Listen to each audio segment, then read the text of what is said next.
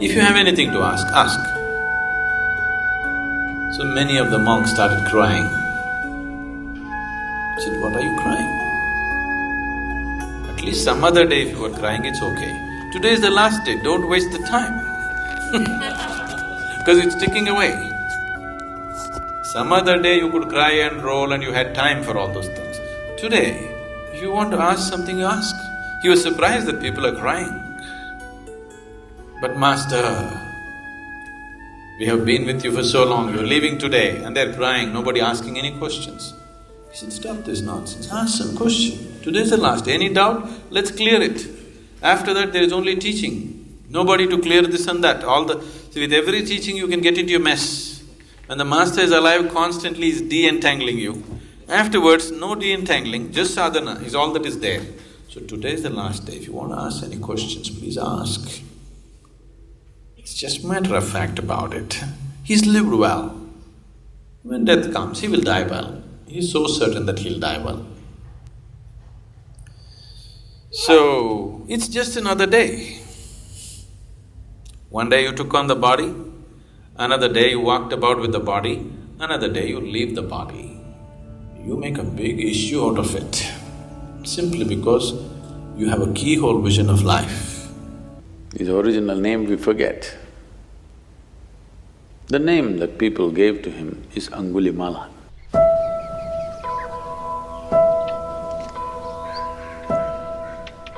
Something happened to him. He felt the society has been unfair to him, became an angry man. You know, when you're young, you think everything is unfair to you. So he became very angry with the society and he took a vow, this town which has been unfair to him, he is going to kill 101 people. 101 people he will kill and he will cut each one of their thumb and wear it as a rosary around his neck, a garland of fingers or thumbs. So he went about doing this. People were terrified to go this way. He is housed in a jungle, but this is the pathway to go to many other places. People got killed. Over a few years, he killed 100 people. He just wants one more to satisfy his lust. So one day, Gautama Buddha came to this town. So by now, because he's wearing a garland of these fingers, they called him Angulimala. That means one who wears fingers as his garland. He just needs one more finger for him to complete his vow.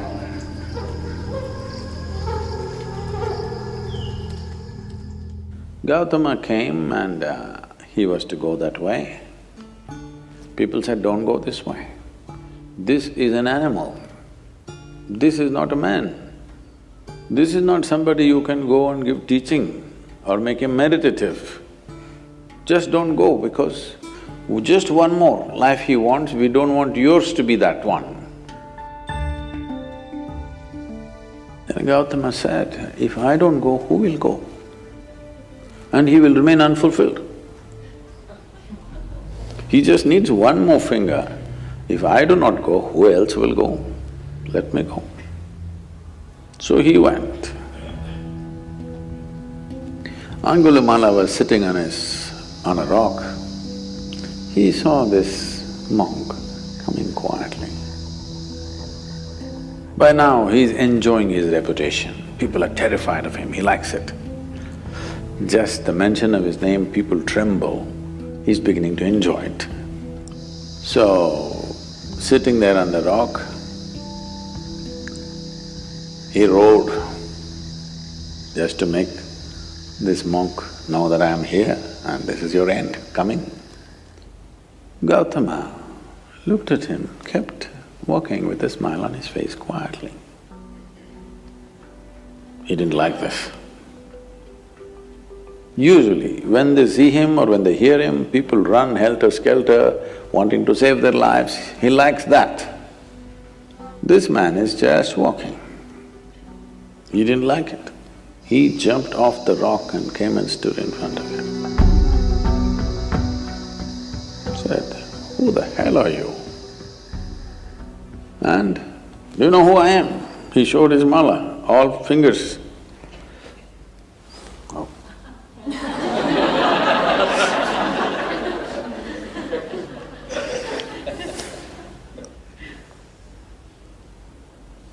And you know about me? Gautama said, "Well, I've heard a lot about you." "What about it?" And he kept walking. "Where do you think you're going? You still going when I'm talking to you?" Gautama said, "I stopped going long time ago. My going stopped long time ago. I have arrived.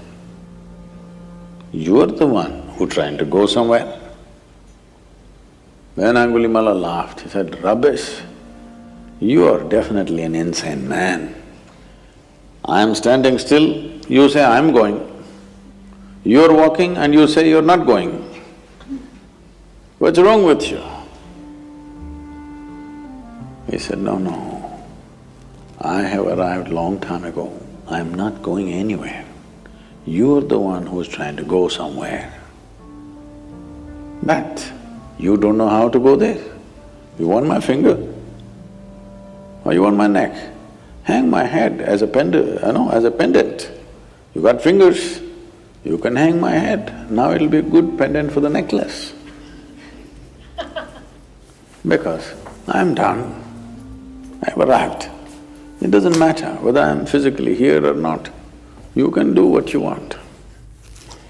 See, the pleasure of this killing is only when you're terrified and you don't want to die. When someone wants to die and they don't care, what's the use of killing this guy? And it looks like even if you kill this guy, your lust for 101 lives will not be fulfilled because this guy doesn't give you the pleasure. Then he said, "Wait, you tell me, what is this about? You're moving and you're saying you have arrived and you're not moving. I am not moving and you say I'm moving. You're looking for fulfillment in your own way, 101. I'm fulfilled, there's a big difference. And you can take my life. If you think you're going to be fulfilled, do it. Because this is my work, to fulfill people. If it's going to happen so easy that without a teaching, just by slashing my throat, you're going to be fulfilled, just do it, what's the problem?" Now Angulimala became his star disciple.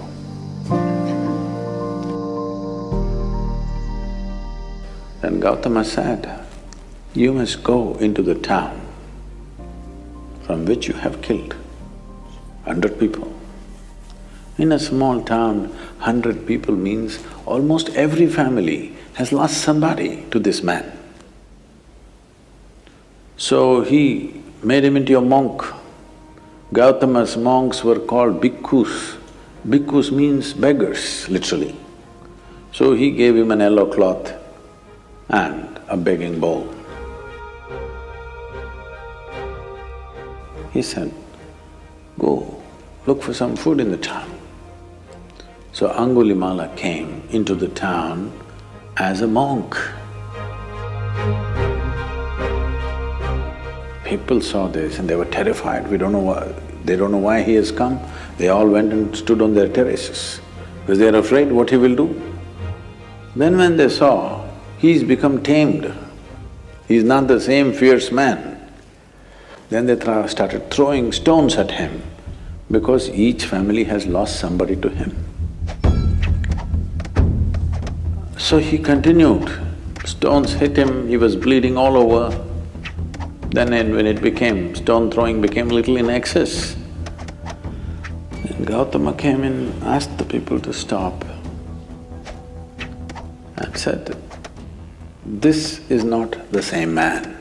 This man is an extension of me. You're throwing stones at me. So stop. There's no point killing this man because This man, in a very hard way, has come to realization. You can't waste this man now by killing him. And Angulimala became, as I said, a star disciple, went all over the country spreading Buddha's way of teaching, living and knowing. So it doesn't matter what kind of fulfillment you're looking for. You think it will happen with education, or at least you thought. The moment you got educated, you felt like a fool. If I don't have a job, what is the use of this education? You got a job, you felt great.